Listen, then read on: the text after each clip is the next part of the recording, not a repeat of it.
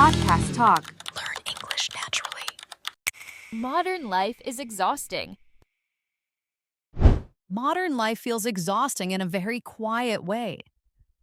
Not because something terrible is happening, but because nothing ever really stops.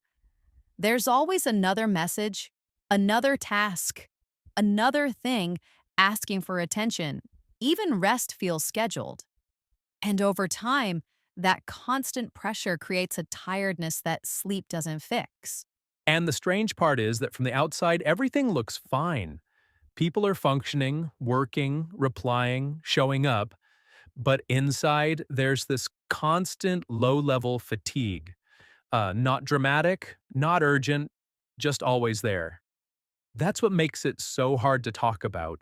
If you recognize this feeling, you're not weak and you're not failing. You're responding to the pace of modern life. And if conversations like this help you feel understood, subscribe to the channel. We talk about real life in real English. I noticed this the other day when I finished a full workday and couldn't remember a single moment that felt meaningful. Nothing bad happened. Meetings went fine, messages were answered, tasks were completed. But when the day ended, it felt strangely empty. Like I had been busy the entire time, but not really present in any of it. And that feeling stayed with me longer than the work itself. I know exactly what you mean. I've had days where I did so much, and yet at night I felt restless instead of satisfied. It's confusing because you expect tiredness to feel earned, but instead it feels hollow, like your energy was spent, but nothing really filled you back up. And what really makes this exhausting is that it never feels like a clear problem. There's no moment where you can say, this is too much, I need to stop. Instead, it feels manageable every single day. You wake up, check your phone, start moving, answering, reacting, and because each part seems small on its own, you keep going. But by the end of the day, your mind feels crowded. Not from stress, but from constant engagement. That's the kind of tiredness that doesn't disappear after rest. I think phones play a huge role in this too. Not because we use them too much, but because they never let our attention fully settle. Even in quiet moments, there's this instinct to check, scroll, respond. I've caught myself reaching for my phone without even realizing why. And when your mind is constantly switching focus like that, it never really rests. So even when you stop working, your brain stays alert, waiting for the next input. Yes, and what's strange is how normal that feels now. No one questions it anymore. Being constantly reachable is treated like a basic expectation. And when you don't respond right away, you feel slightly guilty. That guilt keeps people mentally on all the time. Even moments that used to be neutral now feel unfinished, like something is waiting for you. And that's where exhaustion quietly builds. Not from doing one big thing, but from never fully stopping. Even weekends start feeling similar to weekdays. You might not be working, but you're still processing information, still reacting, still consuming. Without real pauses, the mind doesn't reset. It just carries yesterday into today and today into tomorrow. And over time, that creates a strange relationship with rest. People sit down to relax, but feel uncomfortable instead. Silence feels awkward. Doing nothing feels unproductive. So they fill the space again, and that cycle keeps modern life feeling busy, even when there's nowhere specific to go. I've noticed this especially with work expectations. Even when no one is directly asking for more, there's this internal pressure to stay available. You finish one task and immediately think about the next one. There's no mental space to feel completion. And because everything feels ongoing, nothing feels finished. That unfinished feeling follows you home into the evening, into the weekend. It's like your mind never fully clocks out. Yes, and that constant mental overlap is exhausting. Our work bleeds into personal time, and personal time starts feeling less personal. You're technically free, but still thinking about deadlines, messages, or what you forgot to do. That makes rest feel shallow. You're resting on the surface, but underneath your mind is still moving.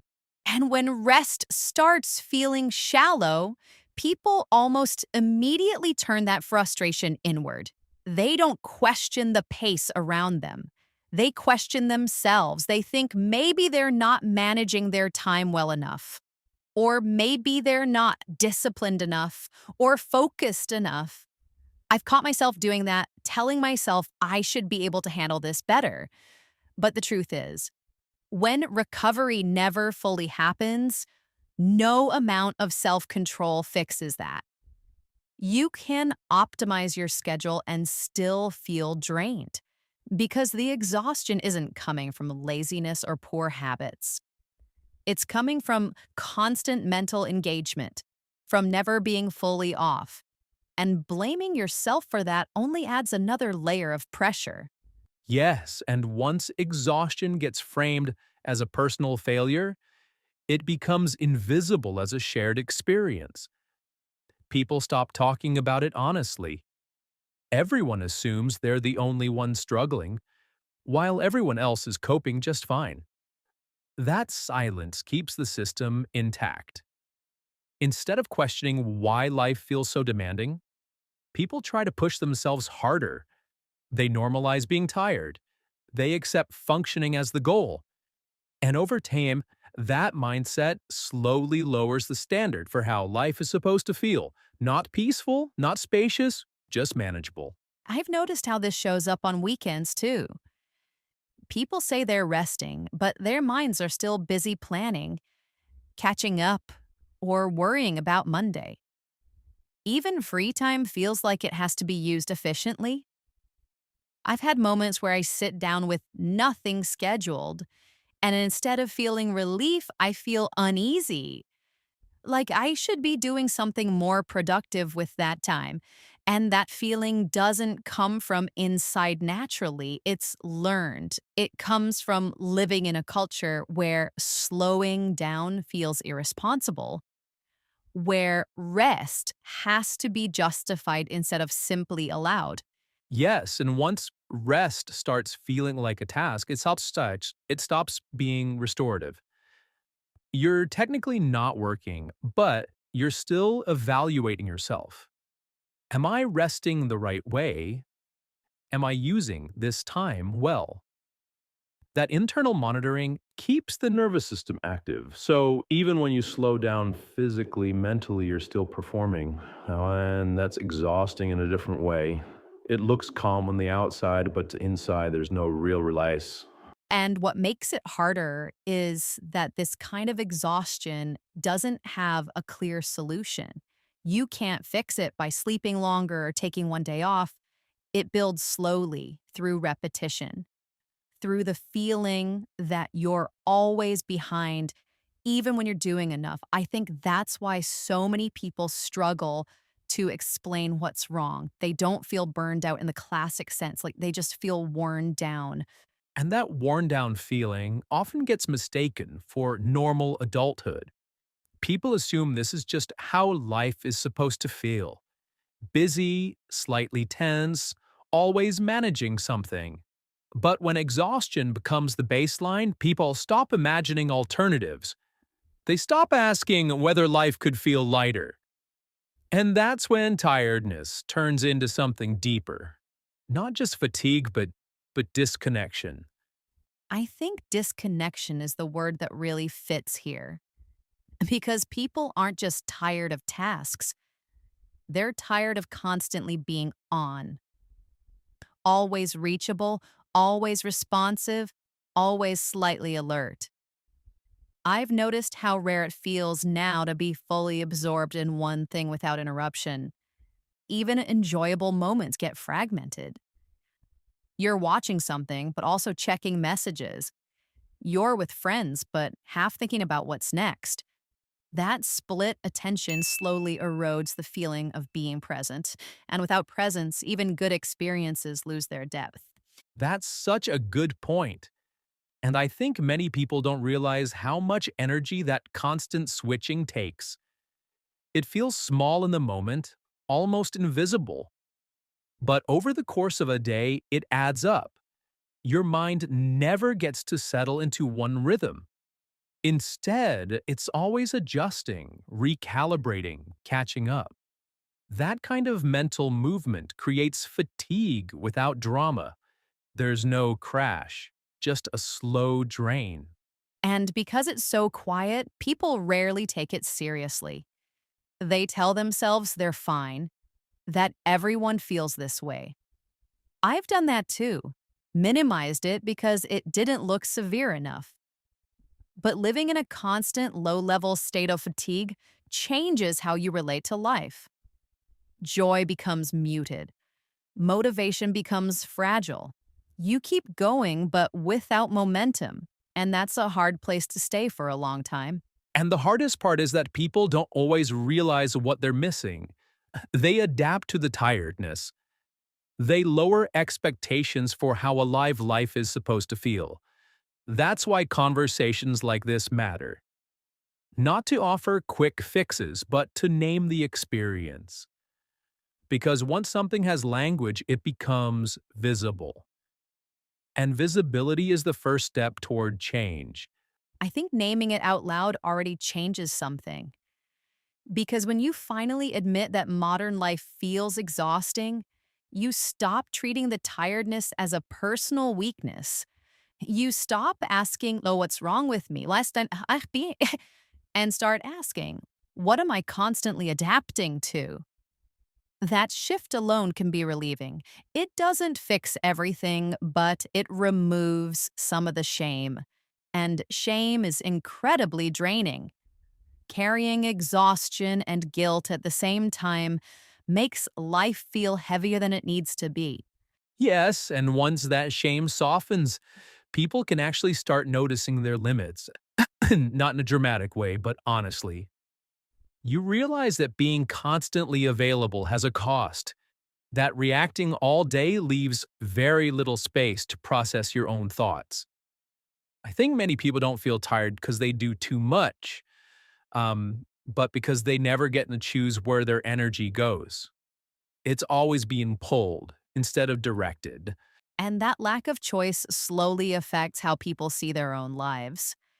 Days start feeling reactive instead of intentional. You're always responding to what's already happening instead of shaping what comes next.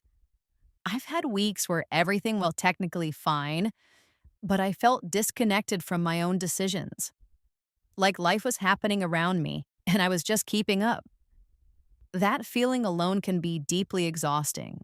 And when life feels reactive for too long, people lose trust in their own sense of direction. They stop asking what they want and focus only on what needs to be handled.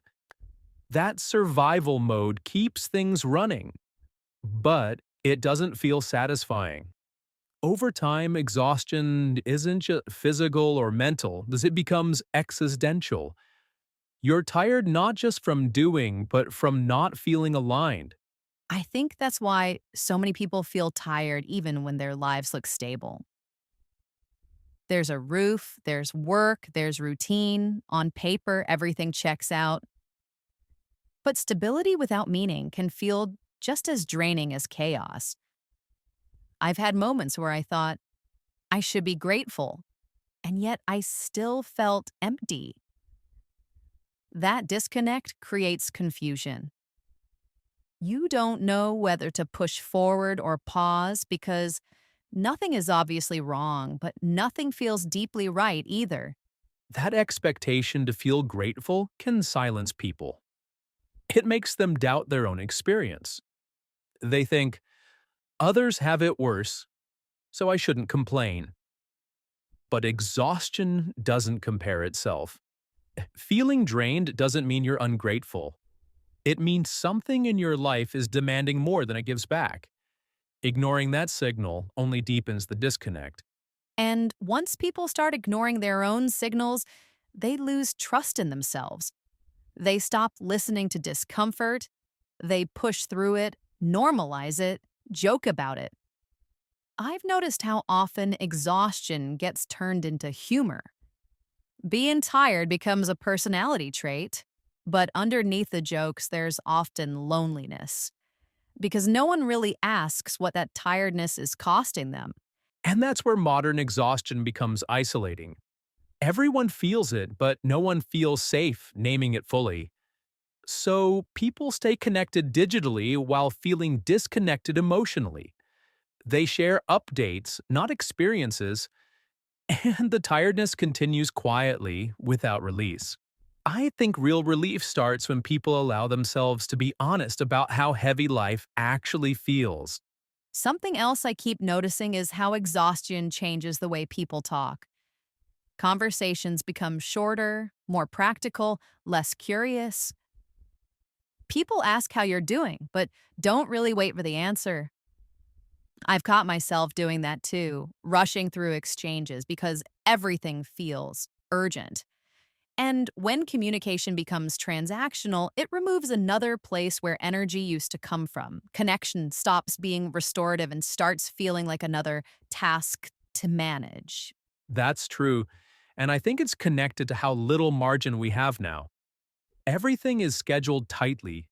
There's no buffer for slow moments, for pauses, for conversations that wander. When time feels scarce, people protect it by cutting depth. But depth is often what makes life feel human. Without it, days might run smoothly, but they don't feel nourishing. And that lack of nourishment shows up emotionally. People feel flat, even when things are going well. There's less excitement, less anticipation. I've noticed how often people say they're fine, but sound distant. Not sad, not angry, I just disconnected. That emotional flatness is exhausting in itself because it removes contrast from life. Contrast is such an important word here. Without it, everything blends together. Workdays, evenings, weekends, they lose distinct emotional tones. And when time loses texture, it starts moving faster. People look back and wonder where the months went. That speeding up adds another layer of exhaustion, a sense that life is slipping by unnoticed. And noticing that isn't meant to be discouraging. It can actually be grounding. Because once you see how exhaustion is built into modern life, you stop fighting yourself. You become more curious about where your attention goes. Curiosity softens exhaustion. It doesn't remove it completely, but it creates space around it. And that space matters more than people think. It allows moments to breathe. It lets experiences land instead of rushing past. I think modern life won't slow down anytime soon, but how we move inside it can change. Even small shifts in attention can make days feel more alive. Modern life feels exhausting, partly because it keeps asking for your attention in small, constant ways. It's not one big thing, it's the endless accumulation. Notifications, expectations, background noise, decisions, updates, and the feeling that you should always be improving something. And the difficult part is that you can still look fine while feeling depleted. You can keep showing up, keep responding, keep functioning, and still feel like you're running on a low battery that never reaches 100%. If you're listening and thinking that, yes, that's me, I want you to hear this clearly. It doesn't mean you're weak, it means you're human and you're adapting to a pace that doesn't naturally create recovery. Just naming that reality out loud can remove a layer of shame. And removing shame gives you space to breathe. What helped me notice how deep this exhaustion goes was realizing how rarely my day feels chosen by me. Most mornings start with reaction, alarms, messages, reminders, expectations. Before I've even decided how I feel, something already needs my attention, and that pattern repeats all day. It's subtle, but it adds up. When every hour is shaped by response, you reach the evening without a sense of authorship. You were present physically, but not internally. That's why small, intentional choices matter more than big changes. Not because they fix the system, but because they interrupt the feeling of being carried by it. Choosing one moment to be slow, one moment to be undistracted, one moment to say, this is mine. That's how energy starts to return quietly. And I think that's the most honest place to end this conversation. Modern life is exhausting, not because people are failing, but because the pace leaves very little room to feel alive. If you're listening and recognizing yourself in this, it doesn't mean you need to do more or try harder. It means you're noticing something real. Awareness isn't a solution, but it's beginning. It softens the pressure to constantly perform and opens space for presence. Thank you for staying with us in this conversation. If this resonated, tell us in the comments what parts of modern life feel most draining for you and what topics you'd like us to explore next. We're glad you're here.